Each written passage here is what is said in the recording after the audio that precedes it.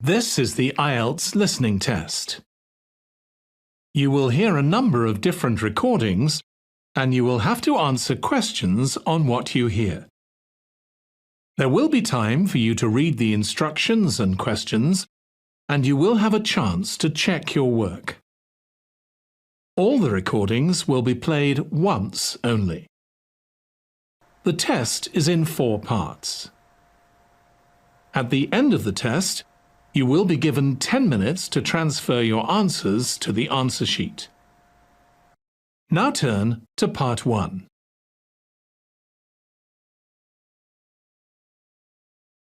Part 1.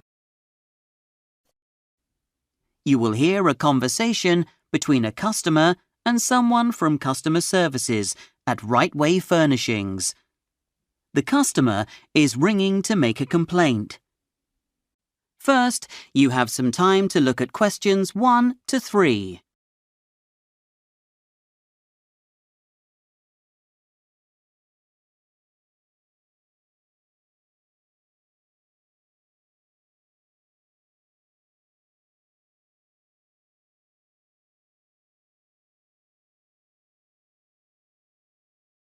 Now listen and answer questions 1 to 3.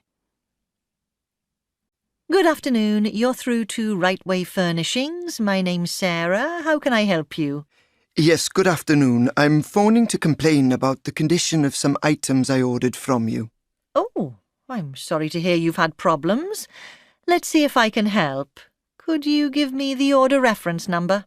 Certainly, it's 96678. Thanks.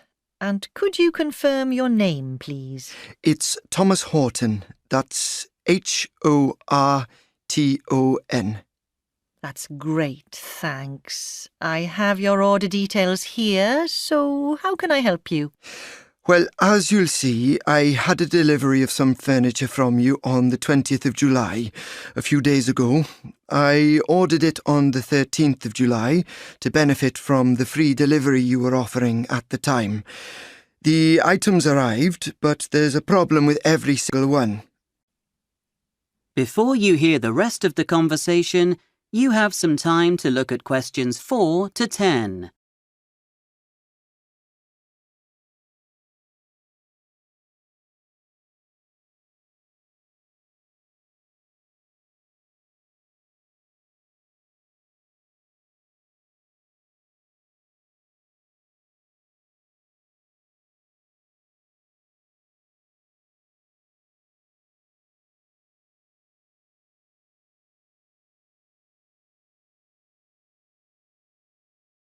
Now listen and answer questions 4 to 10. Oh, I'm very sorry to hear that. Let's go through the items then, and I'll see what I can do. Well, take the sofa for starters. I see here that you ordered the Hamilton 3-seater sofa. Is that right? Yes, that's the one. It was wrapped in plastic when it arrived, to protect it, I imagine. But when we took this off, we noticed that one end of the sofa was damp, which wasn't a good start. We decided at that point to send it back, but inspected it first for signs of any other damage. We then noticed that one of the wooden legs was badly scratched. It's very noticeable. I'm surprised it wasn't picked up by anyone at your warehouse. Thanks. I've made a note of that. We'll certainly collect the faulty one, but it'll probably be a few weeks before we can send a replacement. That's a very popular design, and there might not be one in stock immediately. Would you like to wait, or would you prefer a refund? As long as that. I think in that case I'll have the refund and I'll look elsewhere. You also ordered a rug from us, the Regent rug. Was that all right? Yes, the 3x2 metre Regent. There are 2 issues with this. The colour isn't the same as appears in the photo on your website. It's clearly black and white in the photo, but the one we had delivered is dark blue rather than black. We could live with that, but the problem is that it isn't the size advertised. I've measured it, and the dimensions are 3 metres by 190. Actually, you may find that the rug will settle as it gets walked on. The difference may very well be due to the fact that it's been rolled up for some time. It will slowly expand with use. Can I suggest you give it a few days and call back next week if there's no improvement? OK, I'll leave that one for now and see what happens. But then there's the coffee table. This is the self-assembly Morrison table. I'm not particularly talented when it comes to DIY, and I appreciate having clear instructions with things like this. It didn't help when I discovered the instructions sent out were for a different table. Luckily, I found the correct ones on your website and downloaded them. When I checked to see if all the bits were included in the pack, I couldn't find 4 plastic discs. They're the ones that go on the bottom of the legs to protect the floor. According to the instructions, they were supposed to be included. I had to go out and buy some myself. Oh dear. Again, I do apologise. Just to confirm, would you like to return this item, or is this feedback? No, I've put it all together now. I don't want to go through that again. I just thought it's something you need to report to your quality control people. Of course, Mr. Horton. Well, I must apologise once more for all this. We pride ourselves on the quality of our products and customer service, and you seem to have caught us on a bad day. I'll certainly pass on your complaints to my line manager, who will no doubt get back to you to offer her own apologies. But in the meantime, please accept a gift voucher from us by way of an apology. I'll email this to you immediately. Yes, OK. I look forward to hearing from you.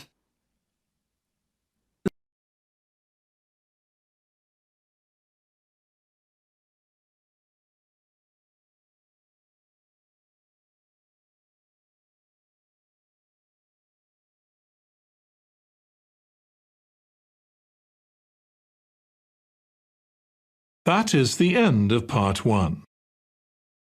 You now have 1 minute to check your answers to part 1.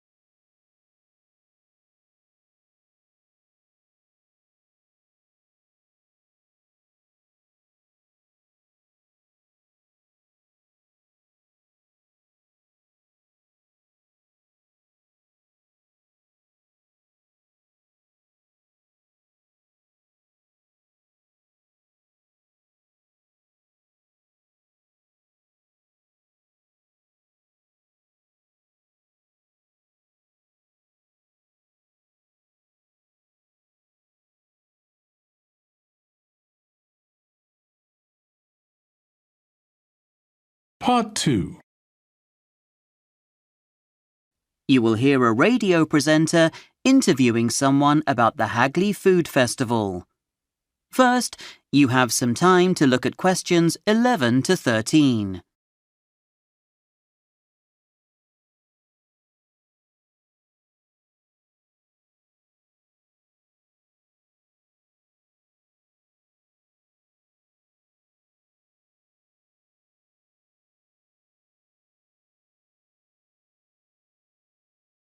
Now listen and answer questions 11 to 13. Now, here's something that I'm very much looking forward to. Hagley Food Festival takes place this weekend, and we're lucky to have Julie Smart with us in the studio today to tell us all about it.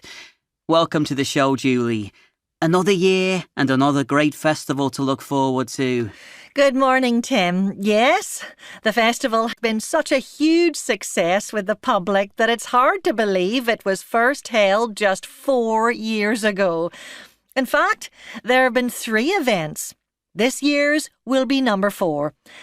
Sadly, we had to cancel last year due to the terrible weather that weekend, but everything's looking good for this one. In fact, I'm really excited about this year's event.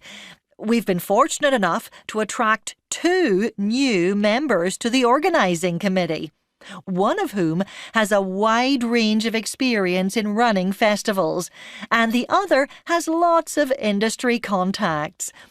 Judging by the interest we've had, this year looks like being the busiest so far. We're expecting record crowds, and we've planned loads of additional activities. So, if your listeners are interested in coming, we'd suggest getting there nice and early to get the most from their visit. That's good to know. Planning such a large festival must involve a lot of work and a lot of people. Yes, it does, but we're lucky to have a brilliant team of volunteers. We couldn't manage without them. Before you hear the rest of the radio interview, you have some time to look at questions 14 to 20.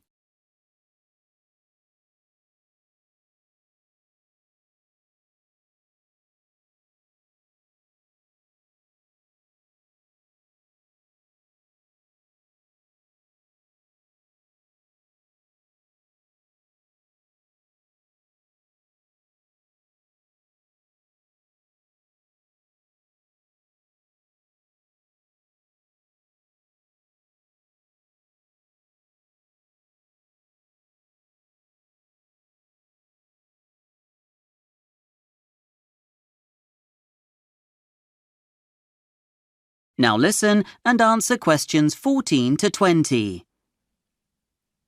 So, when can we look forward to attending? Well, we can only start to get the site ready a day before the festival opens, so our volunteers will be working all day on Thursday. That means the site will be closed to visitors until the next day, Friday the 30th. And then we'll be there right the way through until Sunday. We open at 12 p.m. on Friday and stay open until 10 p.m. every evening. We'd have liked an 11 o'clock closing time, but public transport stops running at 10:30.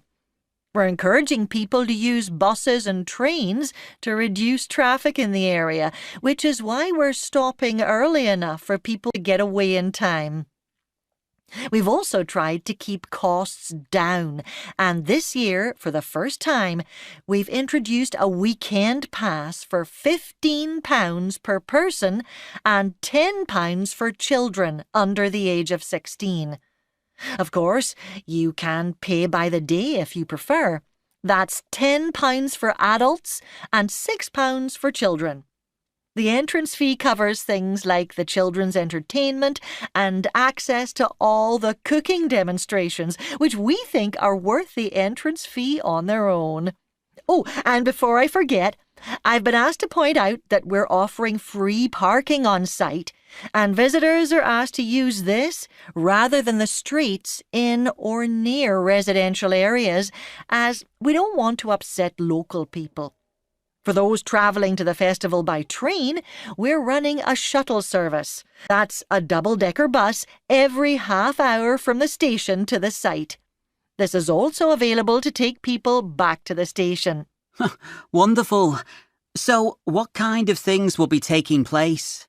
Well, based on feedback from previous events, we've made a few changes this year.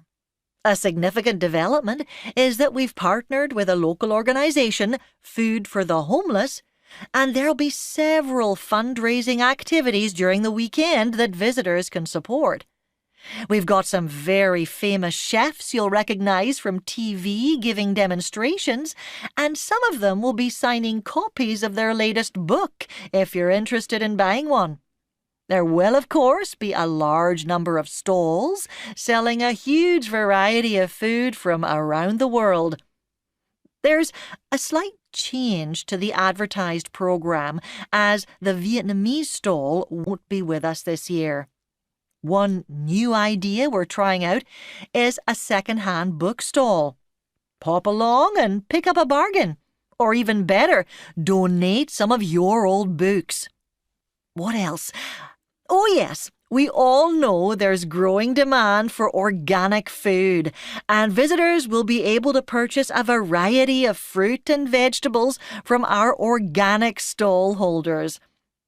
Finally, in our children's area, there'll be lots of child-friendly activities, including colouring worksheets to encourage them to learn how to cook. That all sounds brilliant, Julie. I can't wait for the weekend.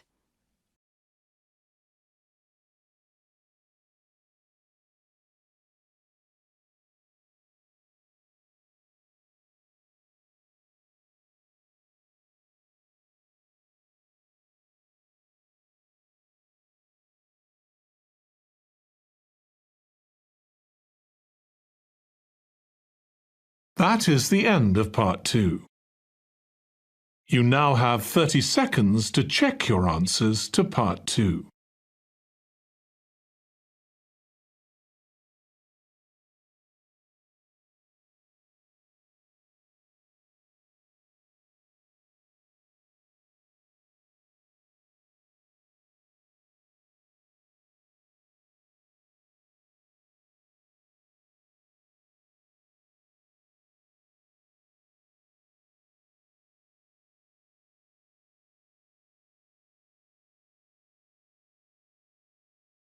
Part 3. You will hear 2 university students talking about accommodation. First, you have some time to look at questions 21 to 26.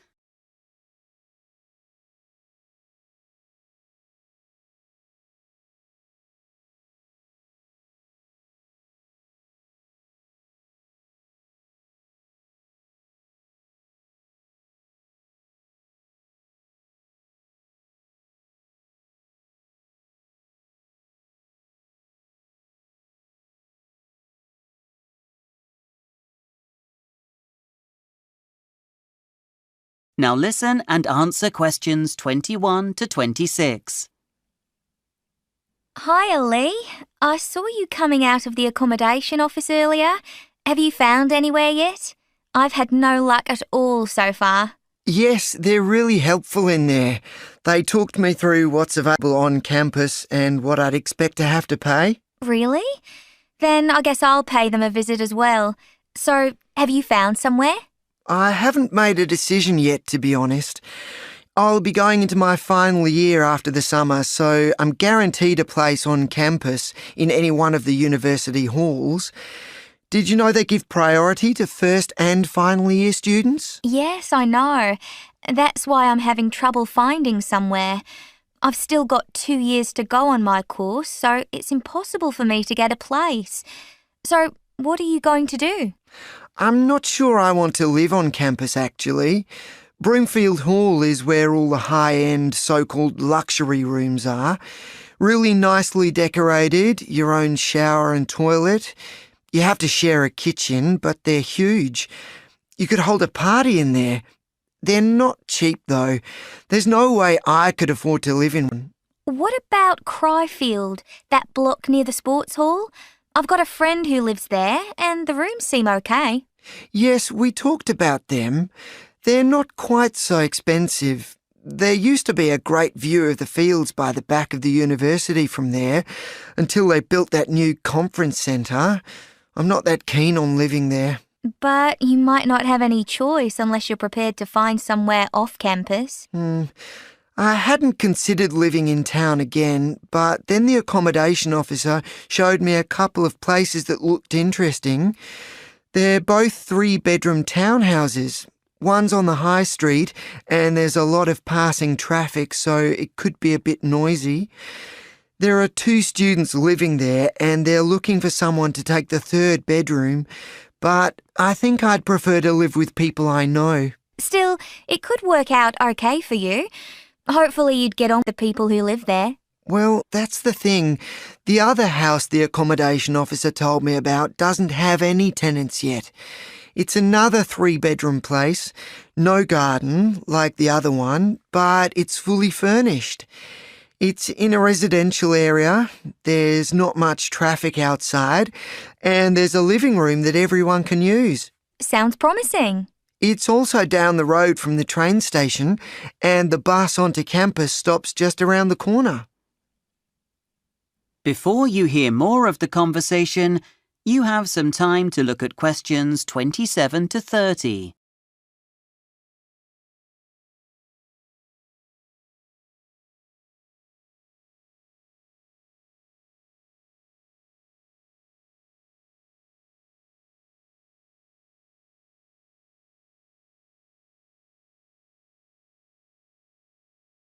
Now listen and answer questions 27 to 30. You'd have to find people to share with. Have you got anyone in mind? Well, what about you? If you got in quick, you'd be able to take one of the 2 large bedrooms. The third one's not tiny, but one of the other 2 would suit you. And you haven't found anywhere yet, have you? I've been asked if I'm interested in sharing with a couple of people on my course, but I'm not sure I want to live with them, and I haven't agreed to anything yet. So, yes, I'd be interested in having a look. What do we have to do? Well, the first thing is to book an appointment to see it. Are you free this week? Our lectures have come to an end, so it should be okay. I did have an appointment to see my tutor, but she hasn't confirmed yet, so any time after Wednesday. I've got my assignment deadline then. Okay. I'll book a date to see it and pick up any forms that need to be completed from the accommodation office. The problem is we'll have to pay a deposit, and that would be for the whole house, all 3 rooms. Unless we pay that ourselves, we'll need to find someone else soon. That shouldn't be difficult. Some of our friends have already found places, but there are a few like us still having problems finding somewhere. But let's have a look at it first, just in case it's not suitable. But if you see anyone today who might be interested, try to get them to join us when we have a look. All right, I'll do that. And when you go to the accommodation office, ask them if we can pay something towards the deposit just to reserve it. Then maybe they can take it off the system for 48 hours so nobody else can view it. Okay, I'll let you know later how I get on.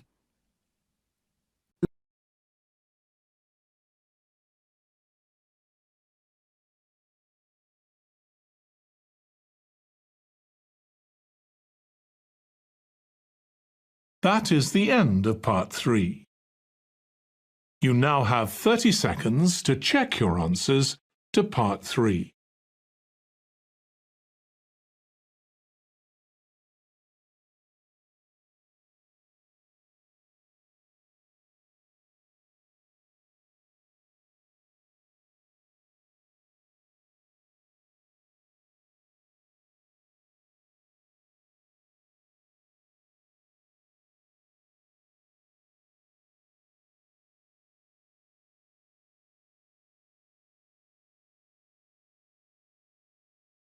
Part 4. You are going to hear a lecture about market research. First, you have some time to look at questions 31 to 40.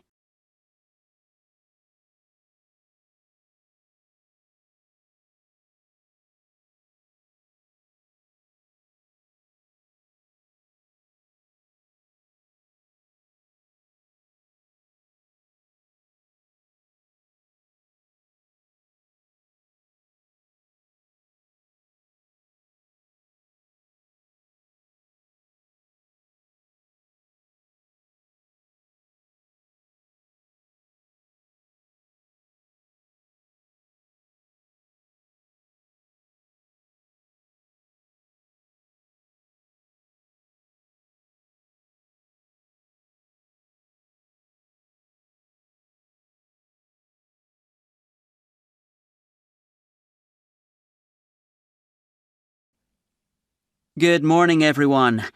In last week's lecture, we looked at managing your costs as a business. If you missed the lecture, the video is available online. Now, this week, I'd like to talk to you about an area that often gets ignored, or, at best, isn't given sufficient attention by new businesses: market research. The entrepreneurs amongst you will all know the feeling. You're lying in bed one night when suddenly you get this idea for a fantastic product. You're sure there's a huge market for it and that it will sell well. You start planning what it will look like in your head. You've even got ideas for the website and how you're going to make those sales. And for a lot of small businesses and inexperienced entrepreneurs, the next step is creating that product or service and getting it out there as quickly as possible. But unless they're incredibly lucky or have a business instinct that most of us lack, this is a huge mistake that could cost a lot of money or even see the business fail. The missing piece of the jigsaw is market research. Why does this get missed out? Often it's because the business owner is blinded by their idea. It's so innovative that it's bound to be successful. The entrepreneur thinks they know what the customer wants, perhaps thinks that the customer doesn't even realize they want it. Sometimes it's the concern that the research will be complicated and cost a lot of money and time, and for a startup without any income, that can be a real concern. More often than not, however, it's because the person concerned doesn't want to get negative feedback or be shown that in fact there's no market for their idea. But well thought out market research carried out before production and launch can avoid expensive mistakes, help the business fine-tune its offer, or, in the worst-case scenario, accept that the idea is weak, allowing it to come up with another idea that stands a better chance of success without wasting a lot of valuable time and money.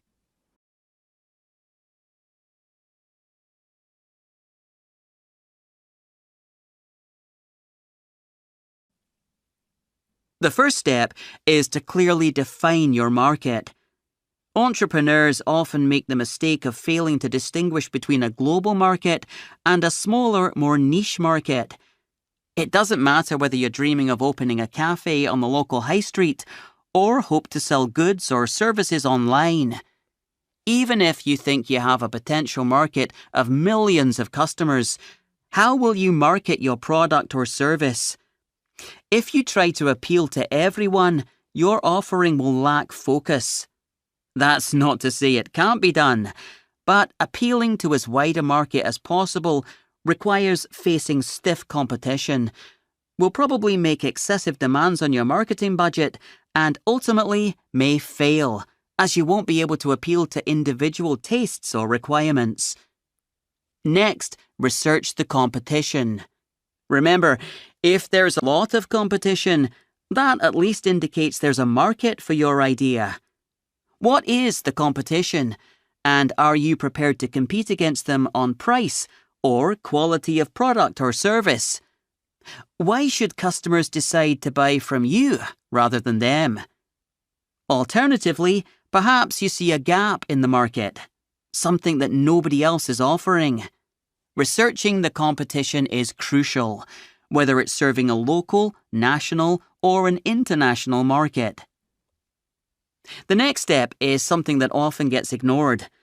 You should be prepared to ask your potential customers what they think. Research like this provides invaluable feedback and is particularly doable when you plan to sell online or have an online following. Start by looking at the most popular posts on your social media page or blog. What do they tell you about your visitors' interests? Links to a questionnaire can be used to dig down further to find out more about your visitors' needs. You could create a free sample of your product and ask if visitors to your social media or blog page would be prepared to buy more. You can ask whether there's anything about the sample they'd like to see changed before they'd consider buying it.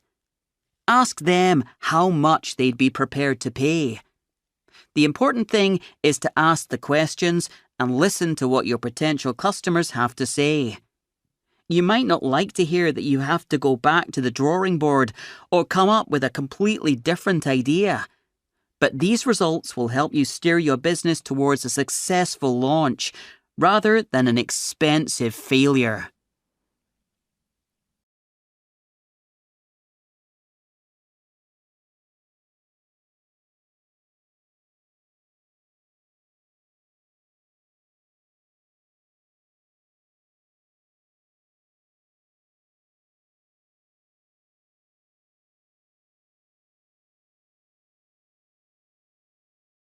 That is the end of Part 4. You now have 1 minute to check your answers to Part 4. That is the end of the listening test. In the Ielts test, you would now have 10 minutes to transfer your answers to the answer sheet.